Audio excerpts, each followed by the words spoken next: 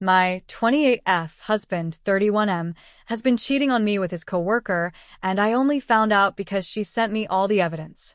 Now, he's claiming I drove him to cheat, and our families are taking his side. I feel like I'm going insane. I'm writing this from a hotel room because I can't go home right now.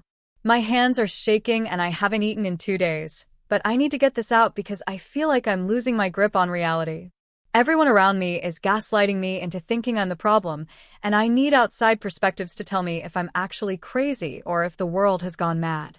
My husband Dave and I have been together for 6 years, married for 3. We met through mutual friends at a bar trivia night, and he was charming and funny and seemed like everything I wanted.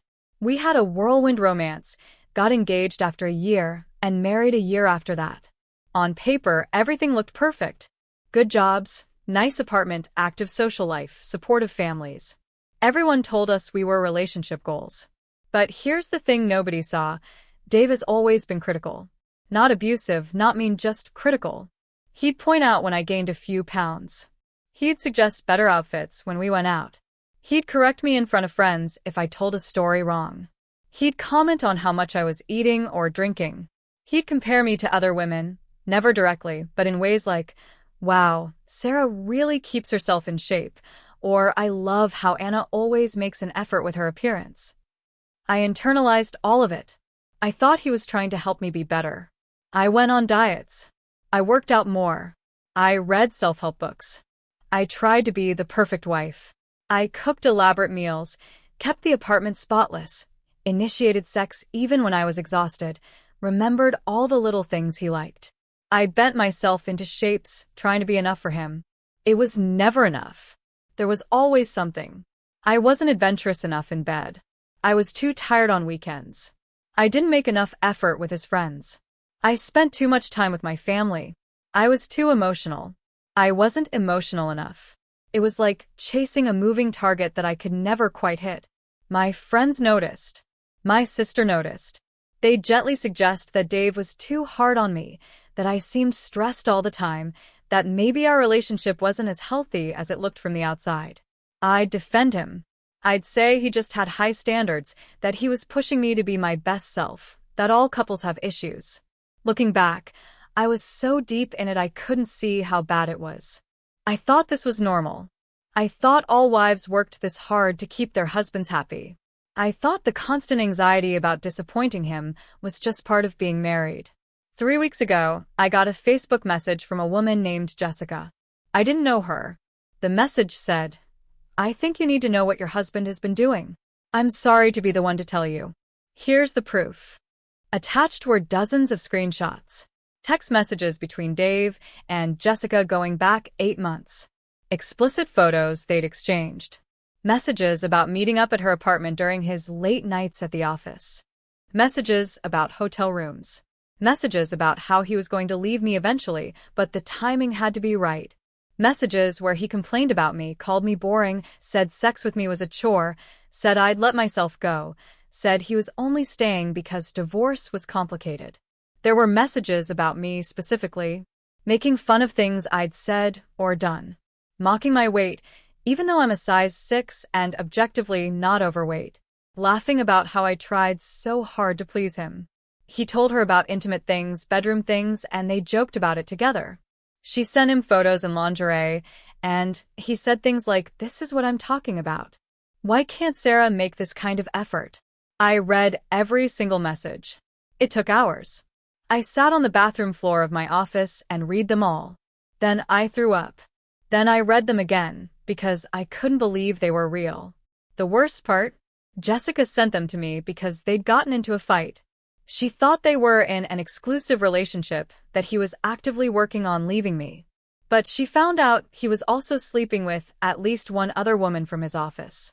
When she confronted him, he told her she was delusional, that they were just having fun, that he never promised her anything.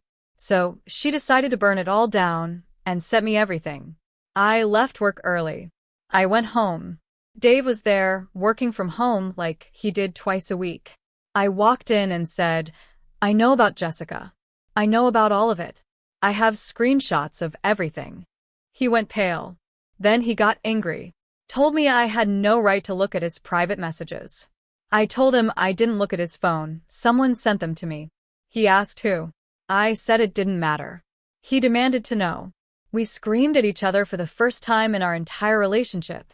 I never yell. I was raised to be quiet and accommodating. But I screamed. Then he switched tactics. He started crying. Said he'd made a mistake. Said it was a brief thing, and it meant nothing. I pulled up the messages on my phone and showed him the 8-month timeline. He said okay, it was longer than he thought, but it still meant nothing. He was stressed at work. He wasn't thinking clearly. He never meant to hurt me. Then he said something that made my blood run cold. You know you haven't exactly been present in this marriage either. You're always too tired for sex. You never want to go out anymore. You've gained weight. You stopped trying. What did you expect me to do? He blamed me. He actually blamed me for his affair. Said I drove him to it by not being attractive enough, attentive enough, exciting enough. Said if I'd been a better wife, he wouldn't have needed to look elsewhere. Said I'd let myself go and stopped making him a priority. I moved out that night, packed a bag, and left. I've been in this hotel for 3 weeks. I can't afford it long term, but I can't face going back to that apartment. I can't face sleeping in the bed where he lied to me every single night. I can't face cooking in the kitchen where I made all those meals trying to be good enough. Here's where it gets worse. I told our families what happened. I showed my parents some of the messages, not the explicit stuff, just enough to prove the affair. My dad was furious. My mom cried. My sister wanted to murder him. I thought his family would be horrified too. But Dave got to them first. He told them his version. That I'd been neglecting our marriage. That I'd stopped being intimate with him. That I'd gained weight and stopped taking care of myself. That he'd made a mistake because he was lonely in his own marriage. That he wanted to go to therapy and fix things, but I'd abandoned him. His mother called me. Told me that marriage is hard work.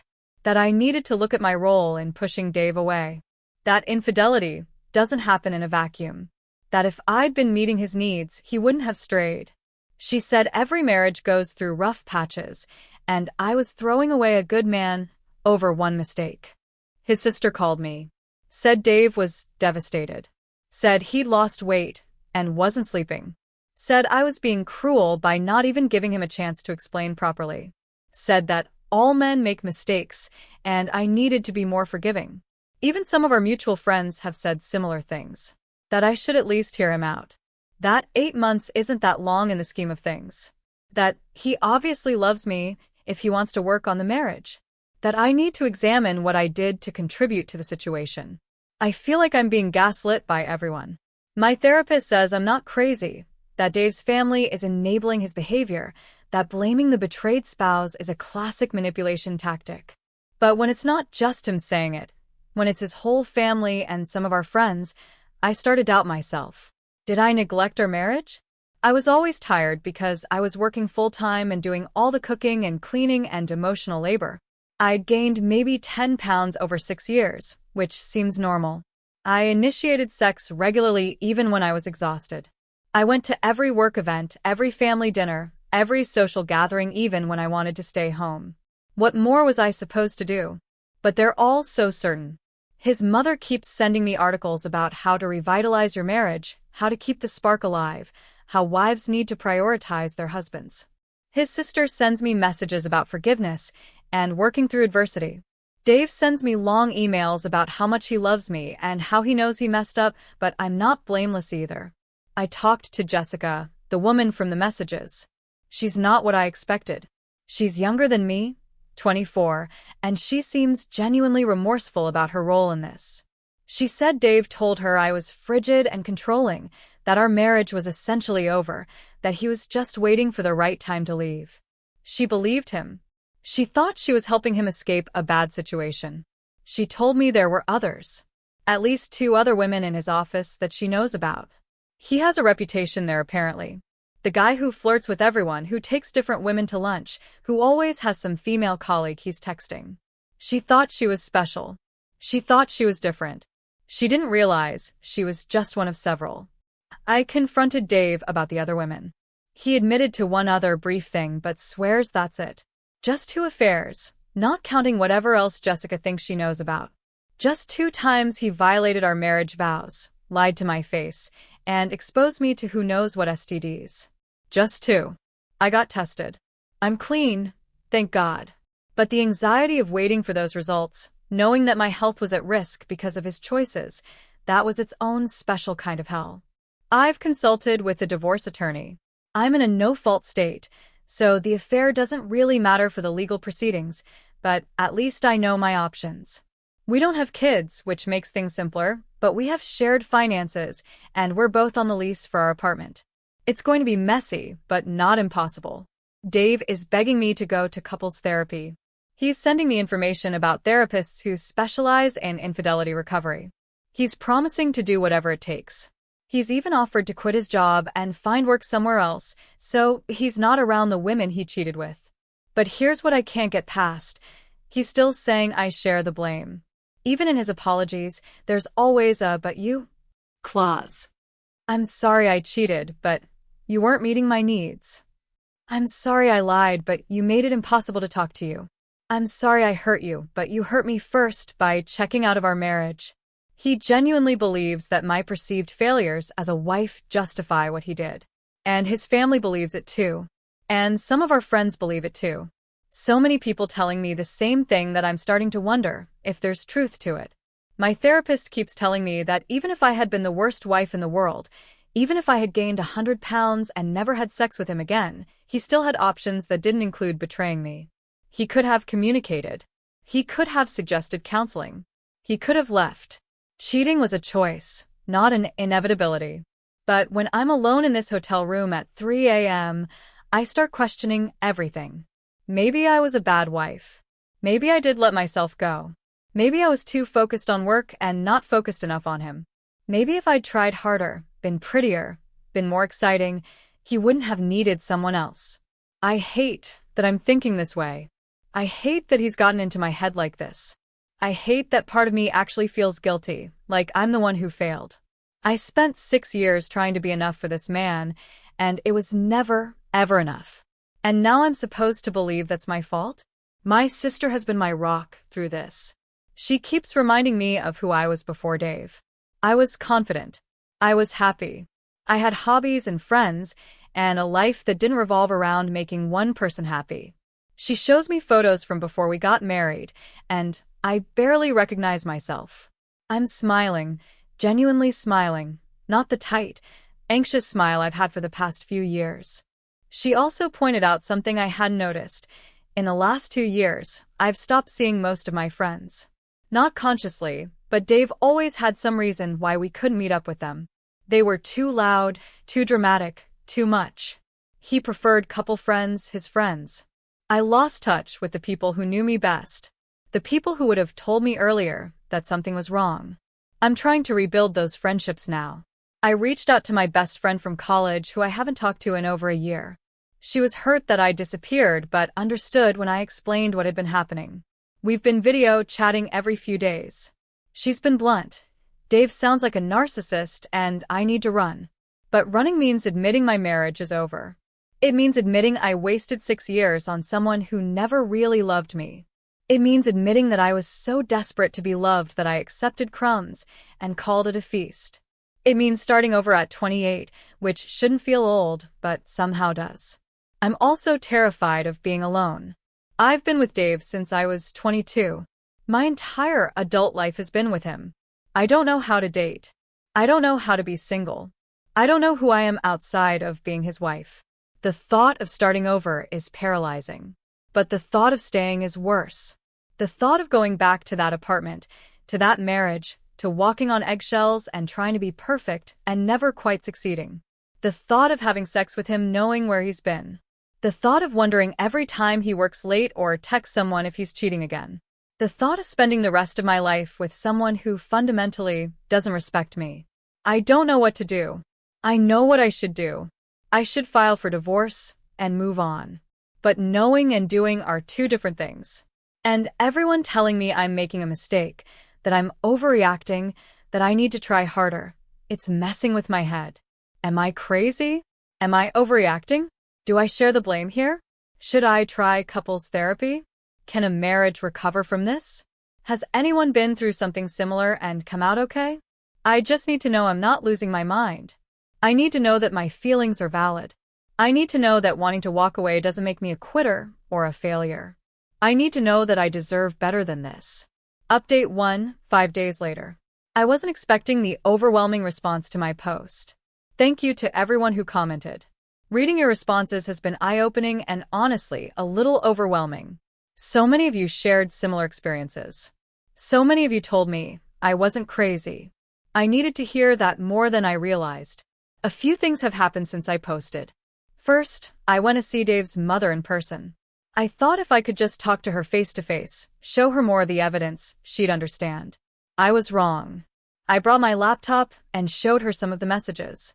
Not the explicit ones, but the ones where Dave talked about me disparagingly, made fun of me, said he was only staying with me out of convenience. I thought surely seeing her son talk about his wife that way would wake her up to what kind of person he'd become. She barely looked at the screen. She kept saying things like, "That's taken out of context," and "You don't understand men," and he was venting to someone he thought he could trust. She told me that all men say things they don't mean when they're frustrated. She said I was being dramatic. Then she said something that made everything click into place.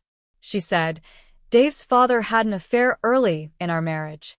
I forgave him, and we've been married for 35 years. Sometimes women need to be strong enough to forgive and move forward. That's what real love is." Suddenly Dave's behavior made sense. He grew up watching his father get away with cheating. He grew up watching his mother swallow her pain and pretend everything was fine.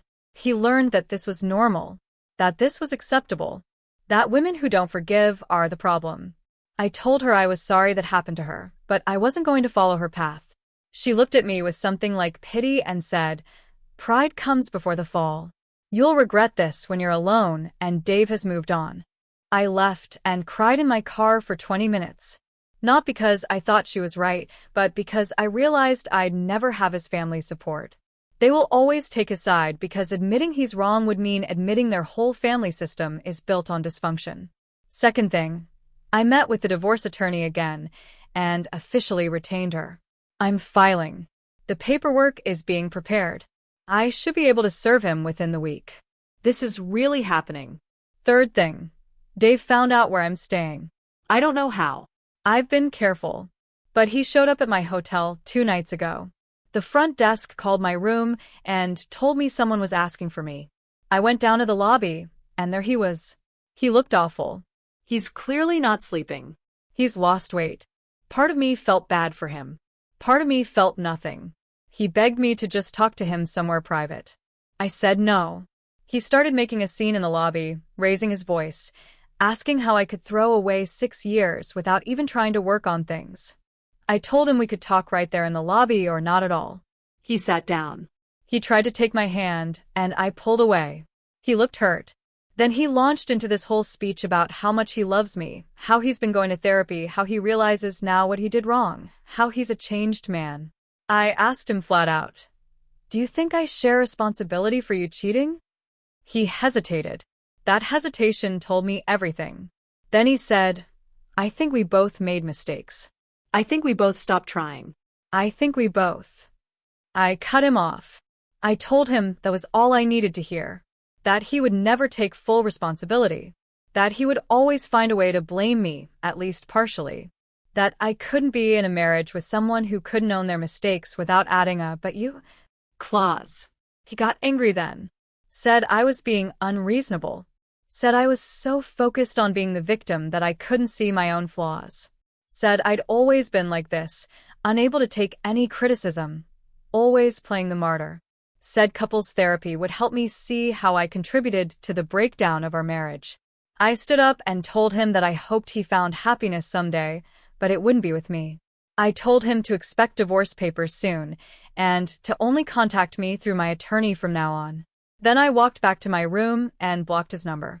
I felt powerful in that moment. Then I got back to my room and fell apart. Because even though I know I'm doing the right thing, it still hurts. The life I thought I'd have is gone. The person I thought I married never existed. I'm grieving a relationship that was never what I believed it was. Fourth thing, I reached out to more of my old friends. The response has been mixed. Some have been incredible, supportive, telling me they're proud of me for leaving. Others have been distant or judgmental. One friend told me she thought I was giving up too easily and that all marriages have rough patches. I've had to accept that some friendships aren't going to survive this. People who can't support me now aren't people I need in my life. My best friend from college is flying in next weekend to stay with me for a few days. I can't even express how much that means to me. Having someone physically present who's on my side, who doesn't think I need to try harder or forgive faster or examine my own role in being betrayed. Fifth thing, I found an apartment. It's small, just a one-bedroom, but it's mine. I can afford it on my own. I move in next week. I'm both terrified and excited. It'll be the first time I've lived alone since college. The first space that's entirely mine, decorated how I want, run how I want, no one to answer to. I've been looking at furniture online, and that's been surprisingly therapeutic. Picking out things I like without worrying if Dave will approve. Choosing colors he would have hated. Planning a space that reflects me, and only me. My sister has been helping me make lists of all the stuff from the apartment that's mine. It's depressing how little there is. Most of our stuff was chosen by Dave, or chosen by me with Dave's approval. I don't even know what my taste is anymore. But I'm going to figure it out. Work has been hard. People know something's wrong, even though I haven't told most of them details. I'm distracted and emotional and not performing at my best. My boss pulled me aside and asked if everything was okay. I gave her a vague answer about personal issues. She was kind about it and told me to take whatever time I need. I'm grateful to work somewhere with understanding management. Therapy has been intense. We're unpacking a lot. My therapist thinks I've been in an emotionally abusive relationship and didn't recognize it. The constant criticism, the blame, the way Dave made me responsible for his happiness while never taking responsibility for mine. She says the cheating is almost secondary to the years of erosion of my self-worth. That's hard to hear. I don't want to think of myself as someone who stayed in an abusive relationship. But when she lists out the behaviors and patterns, I can't deny it. I just called it high standards or wanting the best for me or being honest. I didn't see it for what it was, control and manipulation. I'm reading a book she recommended about narcissistic relationships, and it's eerie how much of it resonates. The love bombing at the beginning. The gradual escalation of criticism. The way nothing I did was ever quite good enough. The moving goalposts. The way he'd be wonderful in public and critical in private. The isolation from friends. The way he'd apologize but never actually change. The way he'd turn things around to be my fault. I feel stupid for not seeing it sooner. But my therapist says that's normal. That people in these relationships often don't recognize them from the inside. That I was trauma bonded to him. That I was conditioned over years to accept unacceptable treatment. I'm also working through a lot of anger. Not just at Dave but at myself. For staying so long. For defending him to people who saw the red flags. For shrinking myself to fit what he wanted. For believing his criticisms instead of trusting my own worth. But my therapist says the anger is part of healing. That I need to feel it and move through it, not suppress it. So I'm letting myself be angry. I'm letting myself be sad. I'm letting myself feel all the feelings I suppressed for years trying to be the perfect, pleasant, accommodating wife. Someone in the comments asked if I've heard from Jessica again. I have. She sent me a long email apologizing and giving me more information. Apparently, there were more women than even she knew about. She's been talking to other women at Dave's office, and at least 4 others have had some kind of involvement with him over the past 3 years. Some were one-time things, some were ongoing. She's considering going to HR about it, not about the affairs but about the pattern of behavior toward female colleagues. Apparently, he uses his position, he's a senior manager, to get close to younger women in the office. It hasn't crossed into anything legally actionable, but it's ethically questionable. She asked if I'd be willing to give a statement. I told her I'd think about it. Part of me wants to see him face consequences at work. Part of me just wants to be done and move on. I don't know yet what I'll do. The lease on our apartment is in both our names and doesn't end for another 7 months. We're going to have to figure that out. My attorney says we can try to get Dave to agree to take it over, or we can negotiate breaking the lease and splitting the cost. Just one more thing to deal with in this mess. I've started making a list of things I want to do once the divorce is final. Travel somewhere I've always wanted to go. Take a class in something completely new. Dye my hair a fun color, just because I can. Get a tattoo. Join a running club. Say yes to social invitations without checking if it's okay first. Live. I'm going to be okay. I know that now. It's going to take time, and it's going to be hard, but I'm going to come out the other side of this. And I'm going to be a better version of myself than I ever was trying to be good enough for someone who would never think I was. Thank you all for your support. It's helped more than you know. I'll update again once the divorce papers are served and I see how he reacts. Update 2, 3 weeks later. The divorce papers were served. Dave's reaction was about what I expected and somehow still worse than I imagined. He called me from a number I hadn't blocked, screaming and crying, saying he couldn't believe I was actually going through with it, saying he thought I'd come to my senses, saying I was ruining both our lives over a few mistakes. He alternated between begging and threatening, saying I'd regret this, saying I'd end up alone, saying no one else would ever love me like he did. I recorded the call. My attorney said to document everything, so I am. His voice on that recording, the rage and desperation and manipulation, it's helping me stay strong when I waver. When I start to doubt myself, I listen to it and remember why I'm doing this. Dave has hired his own attorney now. A nasty one, apparently. My attorney says he's fighting me on everything. He wants the security deposit from our apartment.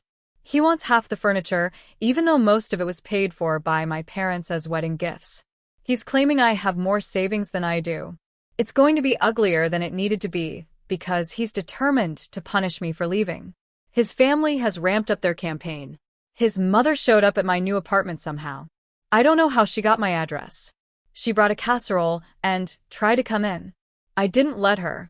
She stood in my doorway telling me I was breaking her son's heart, that I was being cruel, that she didn't raise me to be this kind of person. I had to remind her that she didn't raise me at all, that I'm not her daughter, that I don't owe her or Dave anything. She left the casserole on my doorstep and left. I threw it away without opening it. My sister thought I should have saved it in case it was tampered with somehow, but I think that's paranoid. I hope that's paranoid. Dave's sister has been texting me from different numbers every time I block her, telling me I'm making the biggest mistake of my life, sending me articles about divorce regret, sending me statistics about women who are unhappy after divorce, telling me that Dave has changed, and I'm not giving him a chance to show me. I finally had to threaten legal action to get her to stop. She hasn't texted in 3 days now. Work found out about the divorce. I don't know how, I haven't told anyone there, but somehow word got out. I think maybe one of Dave's colleagues knows someone at my company. People have been treating me differently. Some are supportive. Some are awkward. A few have asked invasive questions about what happened. I've kept it vague, just saying we grew apart. I don't know them the sordid details. But then someone from Dave's office reached out to me on LinkedIn, of all places. A woman named Tara. She said she'd heard about the divorce and wanted me to know she was one of the women Dave had been involved with. She was apologetic and kind, and she gave me details that corroborated what Jessica had told me. She also said there are others who are scared to come forward because of Dave's position in the company. Tara told me that Dave has a reputation for targeting women who are new to the company or insecure about their positions. He offers mentorship and support and then slowly escalates into something inappropriate. She said several women have complained to HR over the years, but nothing ever came of it because Dave is good at his job and brings in a lot of revenue. This information made me sick. I thought the affairs were about me not being enough, but it was never about me at all.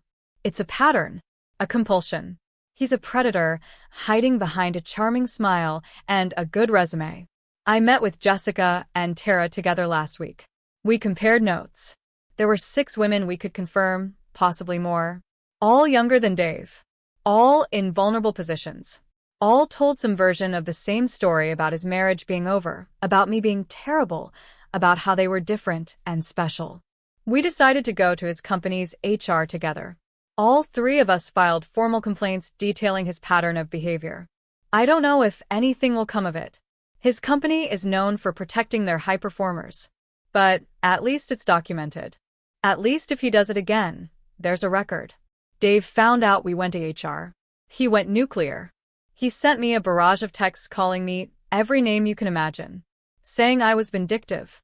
Saying I was trying to destroy his career because I couldn't handle him not wanting me anymore. Saying I was jealous and pathetic and bitter. I forwarded it all to my attorney. She says it will help in the divorce proceedings, showing his true character. She also said I should consider a restraining order if he continues to harass me. I'm not there yet, but I'm keeping track of everything just in case. I moved into my new apartment. It's small, but it's mine. I've been decorating it slowly, buying things that make me happy without worrying about anyone else's opinion. I bought colorful throw pillows that Dave would have hated. I hung art that I love. I set up my space exactly how I want it. It's incredibly freeing. My college best friend visited as planned, and it was exactly what I needed. We stayed up late talking, drank too much wine, watched bad movies, ordered too much takeout. She reminded me of who I was before Dave. She told me stories from college that I'd forgotten, times when I was confident and funny and carefree. That person feels so far away now, but I'm starting to believe I can find her again. I've been going to therapy twice a week. It's expensive, but necessary. We're working through the trauma of the relationship and the betrayal. My therapist has helped me understand that what I experienced was a form of coercive control. The constant criticism, the blame shifting, the isolation from friends, the way Dave made me responsible for his emotions and actions. It all added up to an abusive dynamic that I didn't recognize while I was in it. Understanding this intellectually doesn't make it hurt less, but it does help me feel less stupid. I didn't fail to see red flags because I was naive or foolish. I didn't see them because I was being deliberately manipulated by someone who was very good at it. I've started reconnecting with old friends beyond just my college best friend. People I lost touch with during my marriage. The response has been overwhelmingly positive. Most of them noticed I'd changed, that I'd become smaller and quieter, and less myself. Several have said they tried to reach out, but I always made excuses not to see them. I don't remember it that way, but I believe them. I was so focused on keeping Dave happy that everything else fell away. I joined a yoga studio near my new apartment. It's nice to have somewhere to go that's just mine, an activity that Dave isn't connected to. I'm terrible at yoga, but I'm enjoying it anyway. I like being in my body without judgment, without criticism, without someone telling me I should be doing it differently. I've been on one date. A guy from a dating app. It was fine. Not amazing, not terrible, just fine. We got coffee and talked for an hour, and I went home. He asked me out again, but I said no. I'm not ready yet. I thought I might be, but sitting across from someone new, trying to make conversation, trying to present myself as dateable, it felt exhausting and fake. I need more time. My therapist says that's normal. She says I need to grieve the relationship and rebuild my sense of self before I'm ready to let someone new in. She says I rushed into things with Dave when I was young, and I don't need to rush into anything now. I have time. The financial stuff is getting sorted. It's tedious and annoying, but it's happening. We're splitting our savings accounts and closing our joint credit cards. I'm disentangling all the shared finances and utilities and subscriptions. Every step feels like reclaiming a piece of my independence. My parents have been amazing through all of this. My dad keeps asking if he needs to have a talk with Dave, which is sweet but unnecessary. My mom calls me every day to check in. My sister has been my constant, always available when I need to talk or cry or just sit in silence. I don't know what I would have done without them. Dave's parents sent me a letter. A physical letter in the mail. It was typed formal, cold. They said they were disappointed in me, that they thought I was better than this, that they hoped I would reconsider and try to work on the marriage. That Dave had explained everything to them, and they understood now that the marriage had problems from both sides. That I needed to take accountability for my role in pushing Dave away. I laughed when I read it. Then I cried. Then I laughed again. The delusion is incredible. The way they've twisted this into me being at fault. The way they've accepted Dave's version of events without question. I'm not surprised, but it still stings. I wrote them a letter back. I don't know if I'll send it. In it, I detailed some of what Dave did. Not graphic details, but enough for them to understand this wasn't a case of marriage problems. It was betrayal and manipulation and a pattern of predatory behavior. I probably won't send it. They won't hear it anyway. But writing it felt good. The divorce should be final in about 2 months, if everything goes smoothly. Dave's attorney is being difficult, but my attorney is confident we can reach a settlement without going to trial. I just want it over. I want to close this chapter and move forward. I've been making plans for what comes next. I'm thinking about going back to school for a master's degree. Something I always wanted to do, but Dave discouraged because it would take time away from the marriage. I'm looking at programs and feeling excited about something for the first time in years. I'm also planning a trip. Solo travel to somewhere I've always wanted to go. Maybe Iceland or Portugal or Japan. Somewhere completely different, where no one knows me and I can just be whoever I want to be for a week or 2. The thought is both terrifying and thrilling. People keep asking me if I'm okay. The truth is, I'm not. Not yet. But I'm getting there. I have moments of happiness now, mixed in with the grief and anger. Moments where I catch myself laughing genuinely, or looking forward to something, or feeling hopeful about the future. Those moments are getting more frequent. I'm learning to be alone without being lonely. To enjoy my own company. To make decisions based solely on what I want. To take up space without apologizing. To exist without shrinking myself for someone else's comfort. This isn't the life I planned. But maybe it's the life I was always meant to have. Maybe Dave was a detour, a painful lesson in what I deserve and what I won't accept. Maybe I needed to lose myself completely to find out who I really am. I'm angry that it took this to wake me up. I'm angry at the years I wasted. I'm angry at the version of myself I became. But I'm also grateful. Grateful I found out before we had kids. Grateful I found out while I'm still young enough to rebuild. Grateful for the clarity that comes from having your life blown apart. To everyone who commented on my original post telling me to leave, thank you. You were right. To everyone who shared their own stories, thank you. You made me feel less alone. To everyone who told me I deserve better, thank you. I'm starting to believe it. I'll update again once the divorce is final. Until then, I'm just taking it one day at a time. Update 3, 6 weeks later. I wasn't going to post again until the divorce was final, but something happened yesterday that I need to share because I'm still processing it and I need outside perspective. Dave showed up at my apartment again. But this time he wasn't alone. He brought his new girlfriend. I heard a knock on my door around 7 p.m. I looked through the peephole and saw Dave standing there with a woman I didn't recognize. She was young, maybe 24 or 25, blonde, conventionally attractive. Everything he always told me I should be. I opened the door with the chain still on and asked what he wanted. He said he needed to talk to me and that he brought Emily because she had something to say to me. I told him we weren't supposed to be in contact except through our attorneys. He said this was important and couldn't wait. Against my better judgment, I opened the door. They came in and sat on my couch like they had any right to be in my space. I stood by the door, ready to throw them out if needed. Dave started talking. He said he'd been doing a lot of thinking and therapy and self-work. He said he'd realized some things about himself and about our marriage. He said he wanted to apologize properly and explain where his head had been during the affairs. I told him I didn't need his apology or his explanations. He said I should hear him out anyway. So I did, mostly because I was too stunned by the audacity to do anything else. He told me that he'd been struggling with feeling inadequate in our marriage, that I was so capable and independent that he felt emasculated, that the women he cheated with made him feel needed and important in ways I didn't, that he'd been acting out of insecurity and fear. Then Emily spoke up.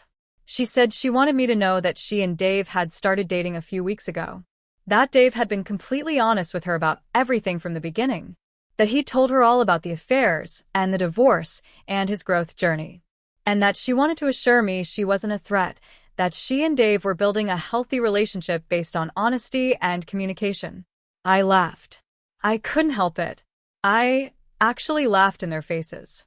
Here was Dave, still in the process of divorcing me, sitting in my apartment with his new girlfriend, who was probably one of the women he cheated on me with, telling me about his growth and his new honest relationship. I asked Emily how long she'd known Dave. She said about 4 months. My blood went cold. For months ago, Dave and I were still living together. For months ago, Dave was still begging me to go to couples therapy and work on our marriage. For months ago, he was telling me Emily was starting their honest relationship. I looked at Dave and asked him point blank if he'd been sleeping with Emily while we were still married. He got defensive immediately. Said it wasn't like that. Said they'd just been friends at first. Said nothing physical happened until after I moved out. Emily looked uncomfortable. I told Emily to look at his phone. To check his messages with Jessica, with Tara, with all the others. To see what he said about them while he was with them. To see the pattern. She said she trusted Dave and didn't need to invade his privacy.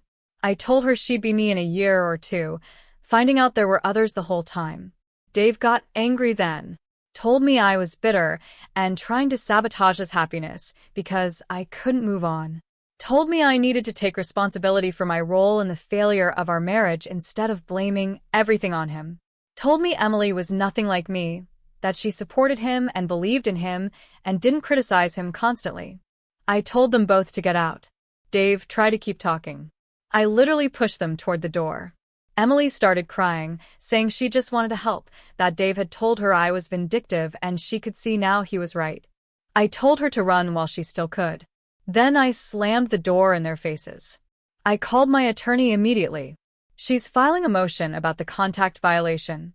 She's also going to use this in the divorce proceedings, proof that Dave was already in another relationship before we even separated, which might impact things depending on the timeline. I also called my therapist's emergency line. We had a long talk. She helped me process what happened. She pointed out that Dave bringing his new girlfriend to my apartment was a power play, a way to show me he'd moved on and found someone better. She said it was abusive behavior, intentionally designed to hurt me and make me feel inadequate. The thing is, it worked for about an hour. I sat on my floor after they left and cried and felt like maybe Dave was right. Maybe I wasn't enough, maybe Emily really was better than me. But then I got angry. Angry at myself for even considering that, and angry at Dave for still having the power to make me doubt my worth. I texted Emily from a burner app. I sent her screenshots of messages between Dave and other women where he said the exact same things he's probably saying to her now. I sent her the timeline showing he was involved with multiple women simultaneously. I sent her information about narcissistic love bombing and relationship patterns. Then I blocked her, so she couldn't respond. I don't know if she'll read it. I don't know if it will matter. She'll probably show it to Dave and he'll convince her I'm crazy and obsessed. But I tried. I gave her the information I wish someone had given me at the beginning. What she does with it is up to her. My sister thinks I shouldn't have contacted Emily. She says it makes me look unhinged and vengeful. Maybe she's right. But I couldn't just let that girl walk into the same trap I did without at least trying to warn her. My friends are split. Some think I did the right thing. Some think I should have just let it go and focused on moving forward. I'm trying not to care what anyone thinks. I did what felt right in the moment, and I can't take it back now. The divorce proceedings have gotten nastier since Dave's visit. His attorney is now claiming I've been harassing him and his new girlfriend. My attorney says it's a bullshit claim that won't go anywhere, but it's still stressful to deal with. Dave is also now fighting me on things he'd previously agreed to. The division of furniture, the distribution of wedding gifts, everything is suddenly back on the table. My attorney says this is typical when one party is angry and wants to punish the other. She says it will drag things out but ultimately won't change the outcome much. I'm exhausted. I thought once I made the decision to leave, once I moved out and started my new life, the hard part would be over. But it keeps going. Dave keeps finding ways to insert himself into my life, to cause problems, to make things difficult. I just want to be done with him. Work has been my refuge. I threw myself into a big project, and it's been good to have something to focus on besides my personal life. My performance reviews have actually been positive despite everything going on. My boss said she's impressed with how I've handled a difficult personal situation while still delivering quality work. It felt good to be recognized for something I'm doing well. I've been on a few more dates. Nothing serious, just coffee or drinks with different people from dating apps. It's helping me remember how to interact with men who aren't Dave. How to have conversations that don't feel like walking on eggshells. How to be myself without constantly worrying if I'm being good enough. One guy, Mark, I've seen 3 times now. He's nice, stable, has a good job and his own apartment and no obvious red flags. We have good conversations. But I feel nothing. No butterflies, no excitement, no real connection.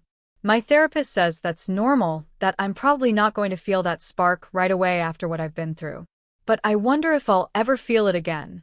I also wonder if the butterflies I felt with Dave were ever real, or if they were just anxiety masquerading as excitement. If the intensity one thought was love was actually just trauma bonding. How do you tell the difference? I've been reading a lot about healthy relationships and what they actually look like. Turns out most of what I thought was normal in my marriage was actually dysfunctional. The constant need for reassurance. The anxiety about disappointing him. The feeling of never being enough. None of that is love. That's control. Real love apparently feels safe. Feels calm. Feels like you can be yourself without fear of judgment or criticism. I don't think I've ever experienced that in a romantic relationship. I'm not sure I'd recognize it if I did. I've set some boundaries for myself going forward. I won't date anyone who criticizes my appearance or eating habits. I won't date anyone who tries to isolate me from friends and family. I won't date anyone who makes me feel like I have to earn their affection. I won't date anyone who can't take full responsibility for their mistakes without adding a "but you" clause. These seem like basic requirements, but apparently they're revolutionary compared to what I was accepting before. The divorce should be final in about 3 more weeks. My attorney filed an emergency motion to expedite given Dave's continued harassment. The judge approved it. Soon I'll be legally free of him. Soon his name won't be attached to mine anymore. Soon I can close this chapter for real. I'm planning that solo trip I mentioned. I'm going to Portugal in 2 months. 2 weeks of exploring a new place, being anonymous, having adventures. I'm nervous, but excited. My college best friend wants to come with me, but I told her I need to do this alone. I need to prove to myself that I can. My apartment is fully furnished now and decorated exactly how I like it. It's small, but it's cozy and it's mine. I love coming home to it. There's no tension, no criticism waiting for me, no one to perform for. Just me and my space and my peace. I've started journaling. My therapist suggested it as a way to process everything. I write about my days, my feelings, my fears, my hopes. I write letters to Dave that I never send, getting out all the things I wish I could say to him. It helps. I also write letters to my younger self, telling her things I wish I'd known. Telling her she's enough exactly as she is. Telling her that someone making you feel small isn't love. Telling her to trust her instincts when something feels wrong. Telling her she's stronger than she knows. Someone asked in the comments on my original post if I'd ever be able to trust again. I still don't know the answer. Right now, trust feels impossible. But I'm working on it. I'm working on trusting myself first, trusting my own judgment, trusting that I can handle whatever comes my way. Maybe someday I'll be able to trust someone else too. Maybe I'll meet someone who proves that not everyone is like Dave. Maybe I'll have a relationship that feels safe and healthy and real. Or maybe I'll be happy on my own. Either way, I'll be okay. I'm not the same person I was when I wrote that first post. I'm not even the same person I was a month ago. I'm evolving, changing, growing. Some days it feels like growing pains, uncomfortable and awkward. But I'm growing towards something better, something truer, something more authentically me. Dave tried to make me smaller to fit his needs. Now I'm expanding, taking up space, becoming more of myself instead of less. It's scary and exhilarating and sometimes overwhelming. But it's mine. This journey is mine. I'll post one more update once the divorce is final and I can officially close this chapter. Until then, thank you all for your continued support. This community has been a lifeline. Update 4. Final. 5 months after original post. The divorce is final. As of 3 days ago, I am officially no longer married to Dave. I'm legally single. That piece of paper that tied me to him is dissolved. I should feel relieved. Mostly, I just feel tired. The final hearing was anticlimactic. We appeared before a judge, each with our attorneys. Dave looked at me across the courtroom, and I felt nothing. Not anger, not sadness, not even satisfaction. Just nothing. He'd become a stranger wearing a familiar face. The judge asked if we'd reached a settlement agreement. We had, finally, after months of Dave fighting me on every little thing. I got most of what I wanted. He got to feel like he'd won something by forcing me to compromise on a few items that didn't really matter to me anyway. The house settlement was split, debts divided, assets allocated. It was all very businesslike and cold. When the judge declared us divorced, Dave's face crumpled. He looked like he wanted to say something to me, but his attorney put a hand on his arm and shook his head. I walked out without looking back. My attorney took me to lunch afterward to celebrate. She said I'd handled everything with grace and strength. I didn't feel graceful or strong. I felt hollowed out. But I thanked her anyway. She'd fought hard for me, and I appreciated it. The Emily situation imploded exactly as predicted. She contacted me 2 weeks ago from a new number to apologize. Turns out she found messages on Dave's phone from yet another woman. When she confronted him, he gave her the same excuses he'd given me. She said she finally understood what I'd been trying to tell her. She left him. I wished her well and told her to get therapy. Then I blocked the number. I heard through mutual friends that Dave is already seeing someone new. Another young woman from his office. The pattern continues. I feel bad for her, whoever she is, but I can't save everyone. I can barely save myself most days. The HR investigation at Dave's company went nowhere, just as I suspected. They did a review, talked to him, and ultimately decided there wasn't enough evidence of wrongdoing. He's still employed there, still in his senior position, still charming his way through the office. The women who came forward feel defeated. I feel guilty for encouraging them to speak up when nothing came of it. But Jessica told me that at least word has spread through the office now. Women know to be careful around him. That's something, I guess. Maybe it will protect someone. Maybe one woman will avoid the trap because she heard the whispers. I have to believe it mattered, even if nothing official happened. I went on my Portugal trip.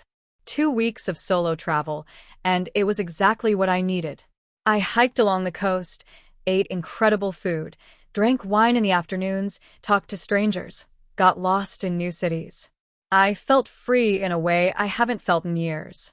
I remembered who I was before Dave. Or maybe I discovered who I could be after him. There was one night in Porto where I sat at a cafe overlooking the river, drinking port wine and watching the sunset, and I realized I was happy. Genuinely, peacefully happy. Not performing happiness or pretending to be happy. Just happy. I cried a little, but they were good tears. I've continued therapy. I'm down to once a week now instead of twice. My therapist says I've made remarkable progress.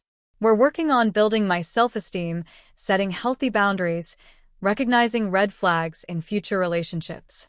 She thinks I'm ready to try dating more seriously if I want to. I'm not sure I do yet, but it's nice to know the option is there. Mark, the guy I'd been seeing casually, wanted to get more serious. I had to end things. He was nice, but I felt like I was going through the motions with him. My therapist says I shouldn't force something that isn't there, that it's okay to be alone until I meet someone I'm genuinely excited about. So I'm alone. And I'm okay with it. I adopted a cat. Her name is Luna, and she's a rescue.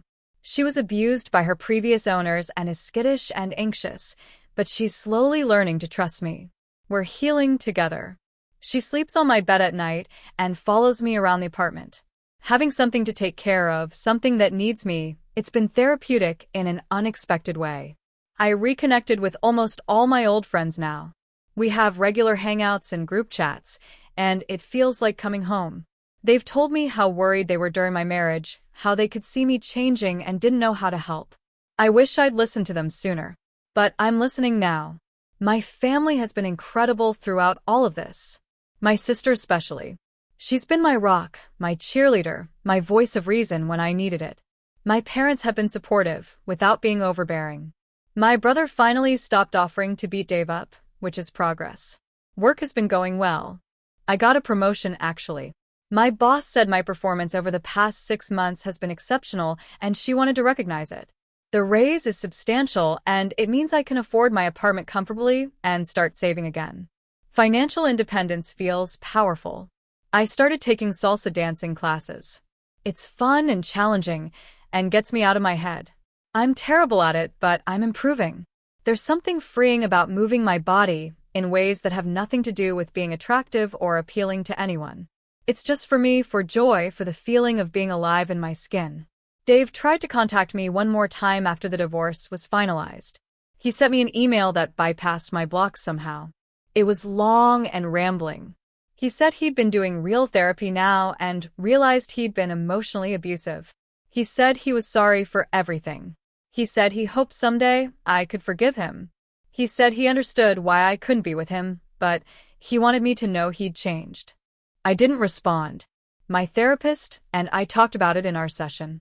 She asked me if I believed he'd actually changed. I said I didn't know and didn't care. Whether or not Dave changes isn't my problem anymore. He could become a completely different person and it wouldn't matter. We're done. That chapter is closed. I've been thinking a lot about forgiveness. People keep asking me if I've forgiven Dave. If I've forgiven Maya. The truth is, I don't know. I'm not holding on to active anger anymore, but I don't feel like I've forgiven them either. I've just moved on. Maybe that's my version of forgiveness. Maybe forgiveness doesn't have to mean absolving them or pretending it didn't hurt. Maybe it just means releasing them from my thoughts and my heart and my energy. Maya reached out too, through my sister. She wanted to know if we could ever be friends again. My sister asked me what to tell her. I said no. Some betrayals are too deep. Some bridges, once burned, can't be rebuilt. I don't hate Maya, but I don't want her in my life. I don't trust her, and I don't think I ever could again. I've been on dating apps, but half-heartedly. I swipe occasionally, match sometimes, rarely message. I went on 2 dates in the past month. Both were fine. Both men were nice. I felt nothing substantial. I'm starting to accept that it might take a while before I feel ready for something real. And that's okay. I have time. My therapist asked me in our last session what I wanted from life now. Not what I thought I should want, not what Dave wanted for me, but what I actually wanted. It took me a long time to answer. I realized I didn't know. I'd spent so long trying to be what someone else needed that I'd lost track of my own desires. So I'm figuring it out. I'm trying new things, saying yes to opportunities, exploring interests I'd pushed aside. I started painting even though I'm not good at it. I joined a book club. I'm learning to cook foods I like instead of foods Dave approved of. I'm building a life that feels authentically mine. Some days are hard. I still have moments where I spiral, where I question everything, where I feel the weight of starting over at 28. But those moments are getting rarer and shorter. And they're balanced now by moments of genuine joy and peace and contentment. I look different than I did in my original post. Not physically, though I did cut my hair short and Dave would have hated it, but I love it. But there's something different in my eyes and photos now. A strength or a lightness or something I can't quite name. My sister says I look like myself again. Someone asked in the comments if I regretted marrying Dave, if I felt like I wasted 6 years. The truth is complicated. I regret staying as long as I did. I regret not seeing the signs sooner. I regret all the times I made myself smaller for him. But I don't regret the experience entirely because it taught me what I will and won't accept. It taught me my own strength. It taught me that I can survive things I thought would destroy me. I'm not grateful for the betrayal or the pain, but I'm grateful for who I'm becoming on the other side of it. I'm grateful for the clarity. I'm grateful for the chance to rebuild myself from scratch according to my own blueprint instead of someone else's design. To everyone who has followed my story from the beginning, thank you.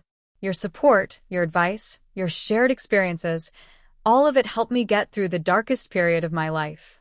I came to Reddit feeling alone and crazy and wondering if I was overreacting. You all validated my feelings and gave me the strength to do what I needed to do. This will be my last update. This chapter of my life is closed. I'm moving forward into whatever comes next. I don't know what that looks like yet, and for the first time in a long time, that uncertainty feels like possibility instead of fear. If you're reading this and you're in a situation like I was, please know, you're not crazy. Your feelings are valid.